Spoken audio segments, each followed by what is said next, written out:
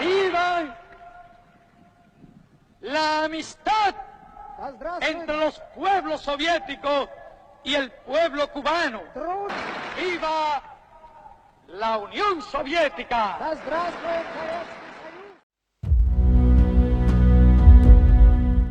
Fueron las ideas políticas más grandes de la historia.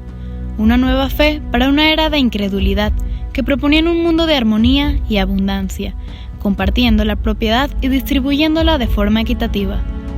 Estas ideas fueron el socialismo y poco después el comunismo, que se difundieron más lejos y más rápido que ninguna otra religión, y además con mucha trascendencia en continentes como Iberoamérica. Pero, ¿qué significan verdaderamente estos términos planteados desde Platón hasta Marx?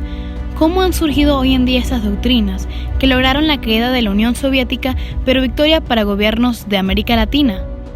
El comunismo como ideología política económica nace a mediados del siglo XIX y rápidamente se va a expandir por el mundo las ideas muy contrarias o muy peleadas contra ellas. En verdad empieza a aparecer en el tema latinoamericano a finales del siglo XIX, principios del siglo XX. La Revolución Mexicana es una revolución que tenía ya elementos del marxismo vinculados a los movimientos que se hacen justamente para los primeros 20 años del siglo XX y en la Revolución Mexicana aparece. Va a pasar mucho tiempo, van a empezar a generarse movimientos en todos los países de América Latina con una idea del marxismo vinculados a algunos de los partidos políticos.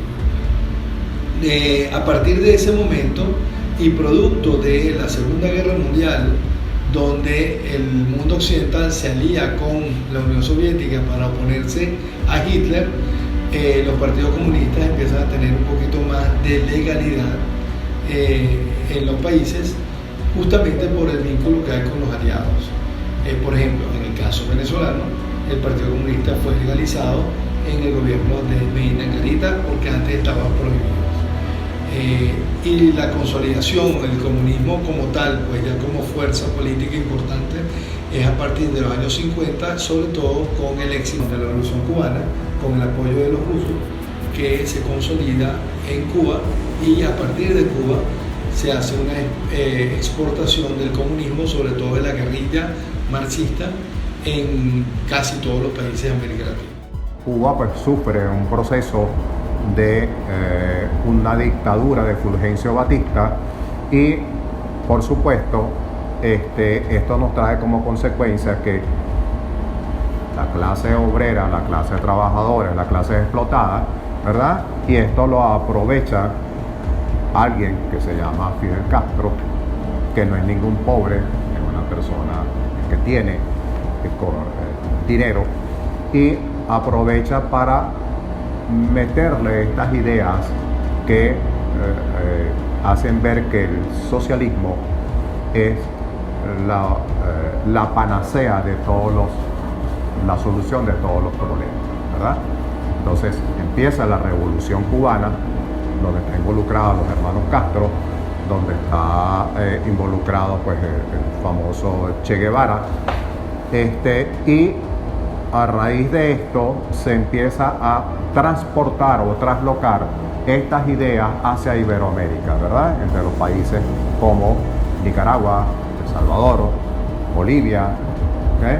Y por supuesto pues nos llega a Venezuela con la guerrilla en Venezuela, fomentada y pagada por Fidel Castro, y en donde en Venezuela pues se empiezan a fomentar esos focos de disturbios con estas ideas socialistas, ¿verdad? Ahora, hay que entender que para tú poder llegar al comunismo e implementar el socialismo se hacen revoluciones, ¿ok? Pero las revoluciones son armadas, las revoluciones son violentas, ¿ok? Donde se da con mayor fuerza es en Cuba.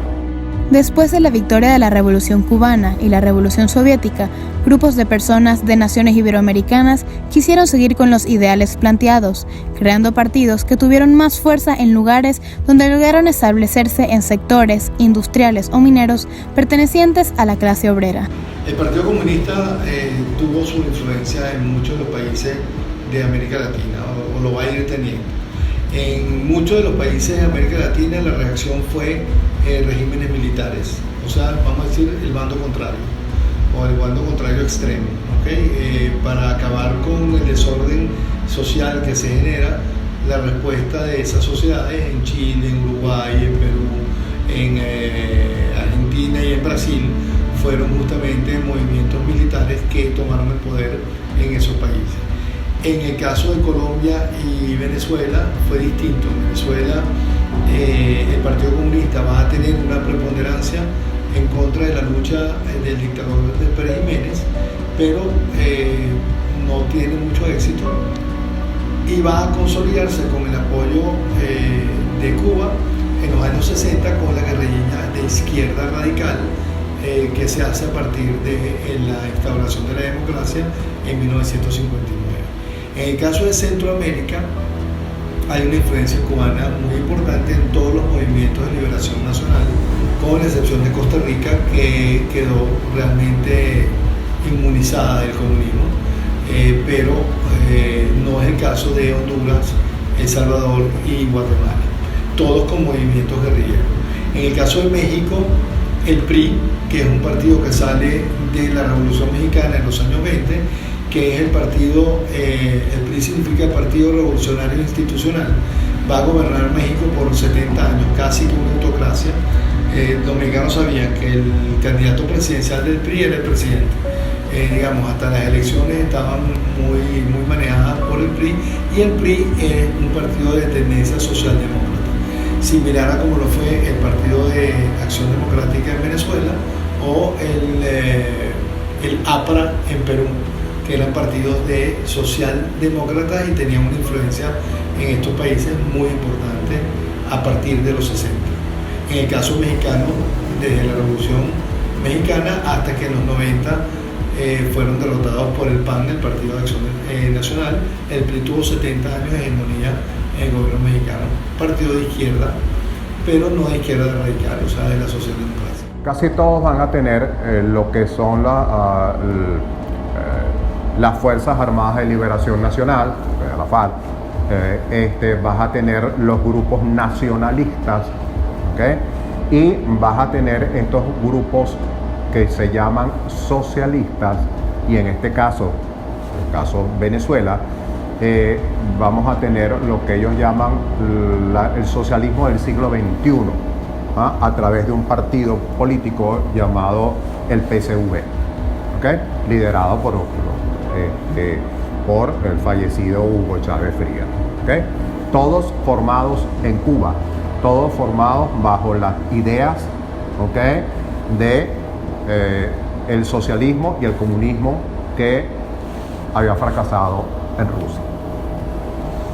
Vamos a tener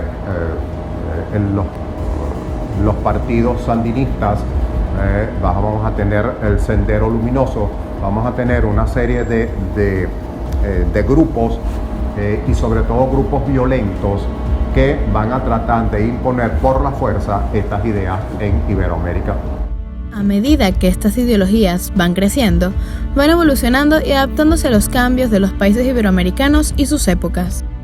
Yo creo que han evolucionado de una forma errada. Yo creo que estos partidos quizás en su momento tenían todos estos ideales de revolución, de igualdad, de darle todo, digamos que a las personas pobres, y que todas estas riquezas sean iguales, que sean repartidas de una forma equilibrada e igualitaria, pero creo que se ha regresado un poco, ¿no? Creo que el gobierno o sea, por lo menos Venezuela es un ejemplo, Nicaragua ha sido otro ejemplo, y muchos de los partidos de izquierda también lo han criticado, ¿no? De la forma como, digamos, que han evolucionado, pero no realmente a lo que ellos realmente profesan.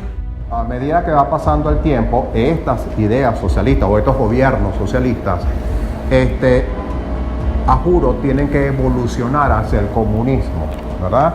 Y entonces una primera etapa, que es el socialismo, que es el poder centrado en el Estado, ¿ok?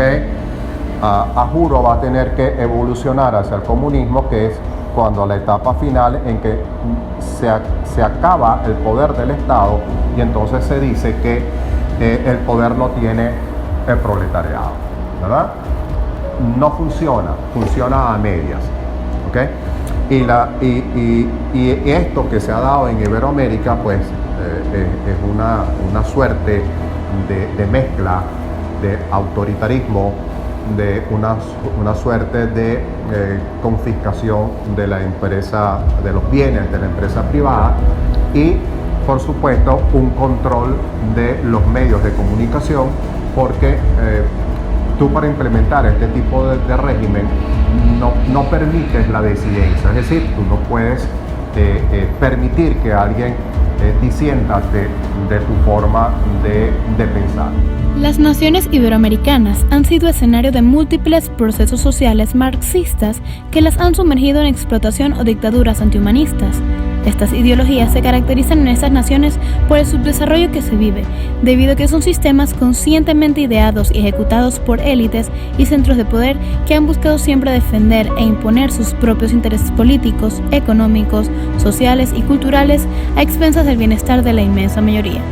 En Iberoamérica hay quienes consideran que la sociedad sin clase es imposible, porque siempre algún grupo ostentará el poder, viéndose en mayor parte por los burócratas. Pero por otro lado, muchos creen que el capitalismo es el único sistema que promueve el desarrollo económico. Finalmente, lo que debe quedar claro es que no es posible construir una sociedad comunista y socialista sin pasar por un Estado que esté dispuesto a someter a todos los que se opongan hacia la supresión total de la explotación del hombre.